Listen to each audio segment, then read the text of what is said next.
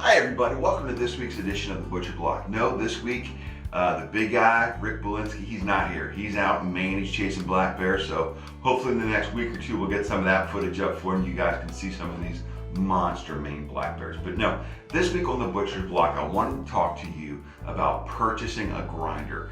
This is one of the most important investments that you're gonna make in your home processing needs. Now, the simplest and most economical way to go is going to be to use the old school standard hand cranking grinder that all of our parents have used. And if you're only going to do one deer a year, that might be okay for you as long as you're patient and you don't mind going. Like I said, it's a patience thing. It's got to go slow.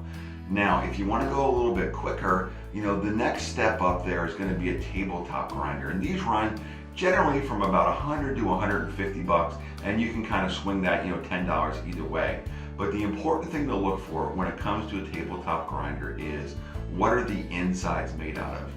If all the gears are plastic, just know that it's going to be slow, and you're only really going to be able to do about one deer at a time. Because if you go and you try to do much more than that, or if you try to push things through it, what's going to happen is those plastic gears are going to strip out, and essentially that grinder is going to become useless very, very quickly.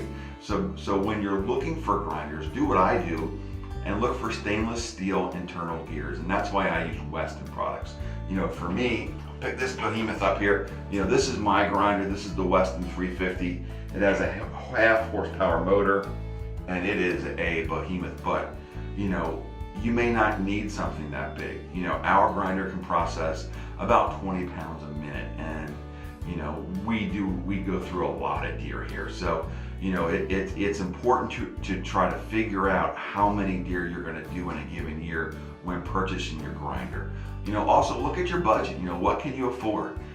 But keep in mind that when you're trying to figure out what your budget for a grinder is, remember, you're not going to be paying those deer processing fees anymore. So if you're paying, 350 bucks a year in deer processing fees, then go ahead and get yourself a good grinder, because you're going to save money year after year after year by doing it yourself. Now, the other thing to keep in mind is you want to have enough space to keep your grinder and all of its parts in the freezer before using it. What that does is that helps things go through it quickly and not stick. Another great tip I can give you is, if you happen to get some stuff stuck in your grinder, stick a piece of bread in there. That helps to clean it out and chew it out real quick. That's all the time we have this week, folks, and this has been your Butcher's Block. Till next time, stay safe.